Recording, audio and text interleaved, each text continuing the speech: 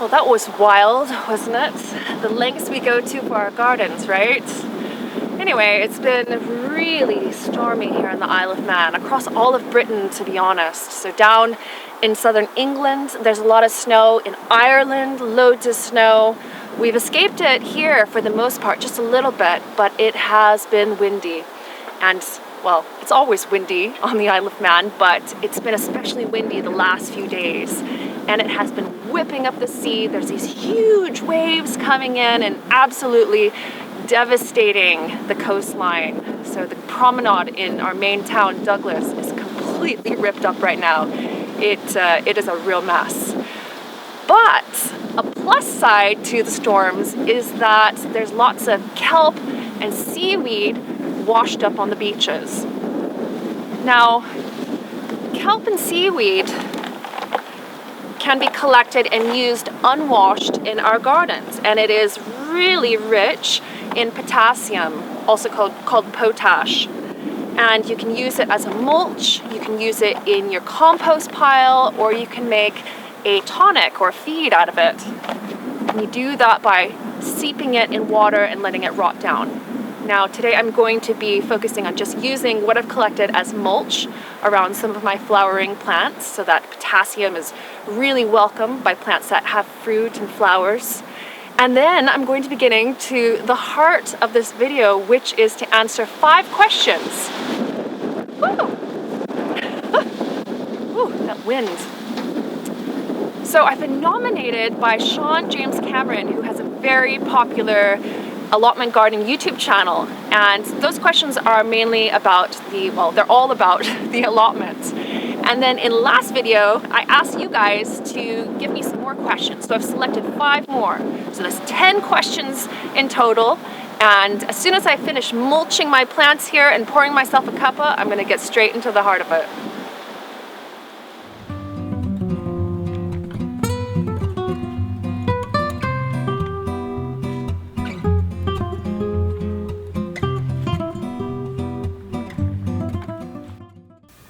So the weather has taken a turn for the worst, and it's pretty wet outside, so I thought I'd just come home and answer the questions. And priorities, first of all, I've got my cuppa. So I was nominated by Sean James Cameron to answer 5 questions about the allotment garden, and I think quite a few other YouTubers are doing the same thing. I'm going to answer those 5 first, and then I have selected 5 questions from you guys, and we'll get to those afterwards. So to start off, why an allotment garden? Well, I think I'll start off by introducing what an allotment garden is for those of you viewing outside of Britain. So allotment gardens are usually land owned by the council, or in the case of the Isle of Man, owned by the Garf or the city. And if a certain amount of people from the public approach a council and say that they want to start up an allotment, there's an obligation for the city to find space for people to garden, so in a communal setting. Our allotment garden is actually a privately run association, so we privately lease the land and we privately run it. Those are, I guess, less common than the council-run allotments. And allotments have been around for a very, very long time. And it kind of goes back, I think, within living history to the Dig for Victory movement. Now, why did I choose an allotment garden? So before I moved to the Isle of Man, I was in London, and that's when I started to rediscover my love of gardening. And I was doing a bit of gardening at home. We were renting a house in North London, but I heard about allotments. It was a totally new concept to me, and I got on a waiting list in North London. And I still remember the woman on the phone. She had very little patience and didn't seem very happy to have to put my name down after she insisted that there was a 10-year waiting list to get a plot at my local. But I asked her to put my name down, and she did, I hope. But in any case, I didn't get an allotment even after 3 years, 2 or 3 years. So when I moved to the Isle of Man, and I had a bit of time to kind of rediscover gardening and beekeeping and all of that, I just searched online for allotments in my area. And it turned out that there was a brand new allotment starting seriously within a couple of months. So I contacted them. They allocated out a space. It was literally just some twine marked around some sticks out in a grassy field. And I started from there. And I love the thing about allotment gardens is that it's great for renters. It's great for people who need extra space. And it's also great for people who want to meet like-minded people because you are gardening in a communal atmosphere.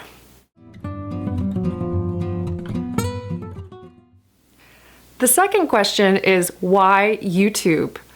And that's a funny question for me because it wasn't YouTube initially that got me into making videos. It was just videos. I started off as a blogger, and I still am. So I have a blog at lovelygreens.com. And a few years ago, it started coming out more and more that people are making videos on Facebook, etc. So I started looking into it myself, and I was a little bit anxious to be on camera, but you know, I started off. I've got some videos from 2014 that when I look back on, they are a bit embarrassing, but I discovered that I really do like making videos. It's so much easier than blogging. I can just talk like I'm doing right now, and I don't have to, I guess, edit things. You know, there'll be little mistakes. That's natural and normal, but it's just easier to communicate on video. And I realized just over a year ago that people were subscribing. I wasn't really paying attention to the movies or the videos I was putting up on YouTube. I was using them just to embed into my blog. And then all of a sudden I realized that I have 12,000 subscribers. And I was like, wow, I really need to start taking this a bit more serious. People are enjoying the videos, they're getting something from it. And that's how I've gotten to today. And I've also received an award from YouTube last year and got a lot of training. So that was great as well. And that enables me to make even better videos as well. The next question is, how long have you been growing? Well, I was raised in a family that had a garden and raised cattle and, you know, went camping and fishing, etc. So I was raised with all of that at a young age. And some of my first memories with my grandparents are going out to the garden and digging up potatoes and picking Swiss chard, etc.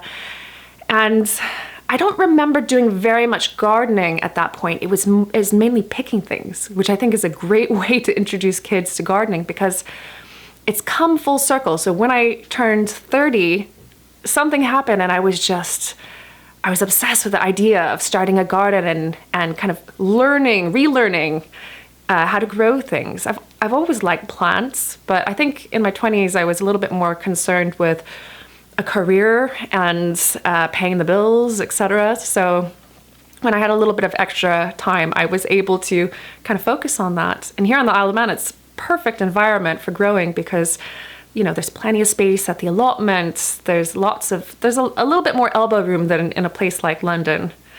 So to answer the question, I've been around it since I was a kid. I rediscovered it, I guess, what is it? How old am I now? Ooh, almost 9 years ago.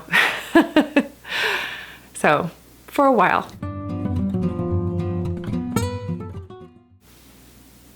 The fourth question is, what do I grow? And I grow a menagerie of plants. I've got house plants here in the house. I have an allotment garden where I grow edible plants and berries and vegetables. I grow a lot of herbs and flowers for beauty products and a good mix of things. I grow a lot of flowers too. I'm less knowledgeable about flowers and flower types. I know a bit more about edible things and useful herbs and flowers. That's something that I want to work on in the future, but it's a good mix of things that I grow. The last question, so the fifth question out of 10, I should rather say, is what is your favorite thing to grow? And I'll tell you, it's very tricky to answer that question because there are just so many things. How can you just pick one thing? I'm going to cheat and give two things. So first of all, I love growing perennial edibles. Perennials are plants and bushes that come back year after year. You don't have to resow seeds, you don't have to buy plants again. They go dormant over the winter, and then in spring they spring back up, or they grow new leaves, and off they go. So easy. So some of my favorite perennials are Welsh onions, which I use in place of green onions or spring onions. I love raspberries and strawberries. And I'm always looking for new perennials that I can add to my garden. It just makes things so much easier, and it's something that you can really count on to keep coming back with very little effort. The other thing that I really love growing are plants that have multiple purposes. So plants that do well in cooking, that you can use in crafts and projects, and especially in beauty products. So I have a soap making and beauty business here on the Isle of Man, and I use things like lavender and rose petals and calendula flowers. And these are all things that we can grow in our garden. And this is also something that when it starts warming up here, I'm going to focus on with the YouTube channel as well. So showing a bit more about growing plants that you can use in beauty products. So that concludes the 5 questions as part of the challenge. Now I'm going to answer 5 questions that I've asked you guys to ask. Now, there were quite a few questions posed on last week's video and also in my community tab, but I chose the ones that I thought I'd heard a few times or that were a bit interesting. So here we go. This is the first question. Where are you from originally? You sound a bit like a BC, so British Columbian, Canadian. I live in Washington State. And this is from Jaynee Burks. Now, Jaynee, good ear, because I'm actually originally from Washington State. I was born on a little island there called Whidbey Island. And from there, I moved to the South Pacific, came back when I was a kid. And then as soon as I finished college in Seattle, I moved away, and I've lived quite a few other places aside from, the Isle of Man or the States. So there's your question, or the answer to your question. I am American. But I'm also British, so I have dual citizenship, which I'm very proud of. I have been concerned about the plastic in my garden as well, and this is in response to last week's video on plastic in the allotment garden. Have you considered non-plastic alternatives for seed starting and seedlings? If so, what have you tried? And this is a great question because there are a lot of things that we can use instead of plastic. Saying that, I'm not against plastic. There were quite a few comments in last week's video about ridding the allotment or the garden completely of plastic. I'm not against plastic as long as it has a long life, it's not going to blow away, and it has enough value that people and myself aren't going to feel like it's disposable. So I have some synthetic netting that is really heavy duty that will last, years and years. And if you do use that as well, there's nothing wrong with that. There's nothing wrong with good, durable plastic in the right place. It's single-use plastic and it's flimsy plastic that has little value, that is disposable, that blows away, that breaks down into little pieces and just causes a lot of pollution, both in the soil and in water. Now, to answer the question, there are lots of plastic alternatives as well. So using toilet paper rolls to start seeds in, and those are great for plants that need a long root system or do better if the roots can grow a bit deeper. So things like peas and sweet peas and beans. And every year I start all of those in toilet paper rolls. They're fantastic and they break down. You can plant them directly into the soil. You can also make pots out of newspaper. Newspaper is really versatile. The trays that you get eggs in, so egg cartons, and also the paper trays that you can get some vegetables in, you can plant directly into those as well. I've tried things like cutting cardboard to use as plant markers. That doesn't work so well because it does rot from the soil level down, but use wood, so popsicle sticks.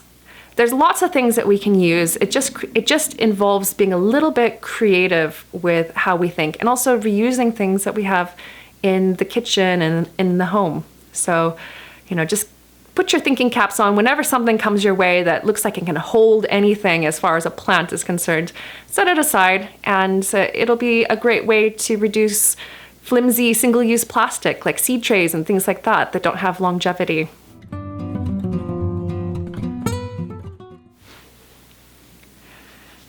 So the next question is from David Brewer, and he asks, what is your schedule during the week, and how much time do you put into your videos? Love your videos. Kind regards, David. My schedule every week is very busy.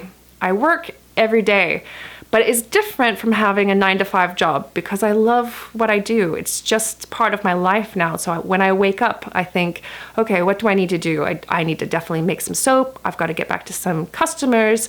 I've got to go and check the bees maybe, or work in the allotment garden. Just so many different things. My work is very diverse and it changes from day to day. There are a lot of days where I am stuck behind the computer doing things like accounting and horrible numbers things. Ugh. So I do pretty much everything myself. And when it comes to the videos, I film myself, I edit myself, I do it all myself, and it's fun. I enjoy it, but it does take a long time. So for a video, for me to actually put together a video, it will take me thinking about it all week. I don't generally write down notes. I keep notes in my head. Probably should do more written notes, but it seems to work so far. And I will go out and I'll film generally in an afternoon, sometimes over 2 days. And then it will take me about 3 to 4 hours to put together a video. And then the longest amount of time with a video is actually rendering the video. So my videos are HD, so that you can watch them on HD on YouTube. And sometimes for the longer ones, it can take 3 hours or so. And that's probably due to my very slow computer. I need to upgrade soon. But it is a commitment. And I've had quite a few people ask, why don't you do more than one video a week? And I would love to do that as soon as I win the lotto and I can hire a production team. So hope that answers your question. The last question comes from Adam Schaefer, who asked a few questions, but I've just selected one. And he asks, what type of fertilizer do you use? Now, as you saw from earlier, I do collect seaweed from the beaches here, and it's a great resource for if you live near the coast. There are some restrictions for commercial enterprises on picking up seaweed, but generally, home gardeners can go and collect it without a problem. Do check your local authority, city, ordinance, etc., just to make sure that it's fine. Even here on the Isle of Man, farmers are more than welcome to pick it up off the beaches, from what I understand, and it can be a nuisance on public beaches as well, where people are sunbathing, etc. So oftentimes you'll find that the city is quite happy for you to take it away and use it in your garden. I also use composted horse manure, I use garden compost, I use homemade nettle and comfrey feed, which are really high in nitrogen and potassium. Seaweed is really high in potassium, potash. And what else do I use? That's generally all that I use. I try to keep it simple, try to keep it natural, and I try to keep it free. Thank you so much for asking questions and for hanging in there with me. This has been quite a long video. If I didn't get to your question, go back to the video, last week's video, or the community tab, and I will leave you an answer there. And again, if you have any further questions, you can leave them as a comment on this video. If you like the video, please give me a thumbs up and subscribe if you haven't done so already. So if you're interested in allotment gardening, if you're interested in starting a garden, I've got quite a few videos on here that could be quite a help, and I'm more than willing to answer questions as well. So thank you again for watching, and I will see you again next week here on the Lovely Greens YouTube channel.